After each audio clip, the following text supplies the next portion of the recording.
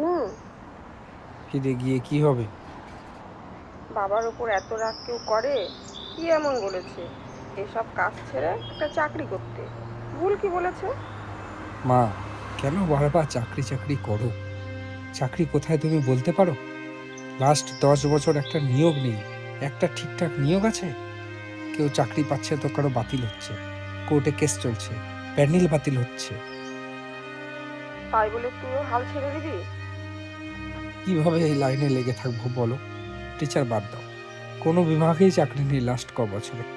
এভাবে অনিশ্চয়তার সাথে কিভাবে লেগে থাকি? আচ্ছা মানলাম, আমি দিনরাত পড়াশোনা করে একটা সরকারি চাকরি ধরলাম, তোমার স্বপ্ন পূর্ণ হলো, বাবার স্বপ্ন পূর্ণ হলো। তারপর তারপর যদি সেই গোটা প্যানেলটাই বাতিল হয়ে যায় দুর্নীতির দায়ে, সমাজ তোমাকে কথা শোনাবে না? বাবার সম্মান যাবে না? লোকে বলবে না কিরে কত টাকা লাগলো চাকরি কিনতে? বলো, বর্তমান পরিস্থিতিতে একটা চাকরি পেয়েও চাকরি যে থাকবে তার গ্যারেন্টি আছে? আমাকে বাড়ি ফিরতে বলো না মা। যদি জীবনে প্রতিষ্ঠিত হতে পারি তাহলে ঠিক বাড়ি ফিরবো। সরি মা, অনেক কিছু বললাম, কষ্ট দিলাম, কিছু মনে করো না, রাখছি। বাবা শোন, কথা শোন।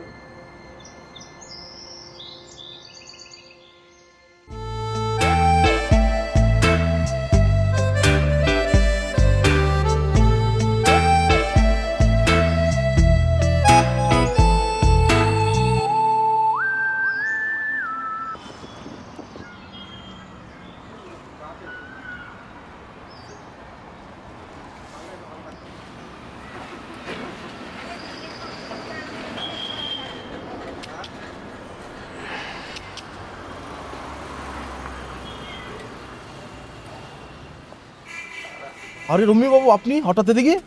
এই এসেছিলাম এক কাজে, তা আপনি এদিকে কোথায়? আরে আমার ওই কলিগের বাড়িতে সত্যনারায়ণ পুজো ছিল, ওখানে প্রসাদ খেতে গিয়েছেন। আচ্ছা আচ্ছা। রম্যু বাবু, আপনার কাজ কত দূরে হলো? একটু তাড়াতাড়ি করুন। কাজ তো জোর কদমে চলছে। এভাবে চলতে থাকলে তো ওদের রঙ্গলীলা আরো বেড়েই যাবে, আর এভাবে তো চলতে দেওয়া যায় না, তাই না? আপনি নিশ্চিন্তে থাকুন, আর 2-1 দিন সব কিছু হাতে পেয়ে যাবেন।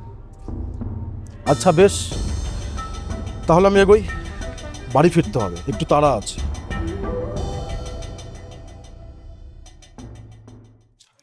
আমাকে 2 দিনের মধ্যে খবর দেবেন।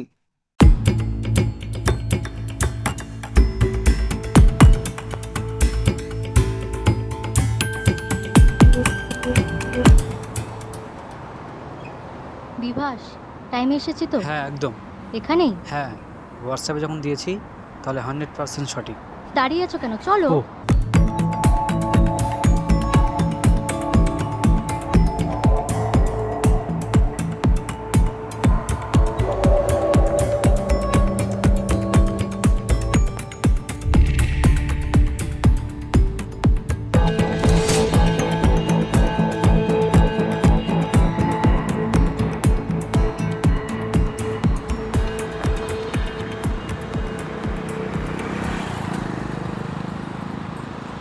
ভাগ্যিস লুকিয়ে পড়েছিলাম, বরেন দেখলে আজকে বিপদ হয়ে যেত। হ্যাঁ, সন্ধ্যা হয়ে গেছে, এখন বাড়ি ফেরা যাক।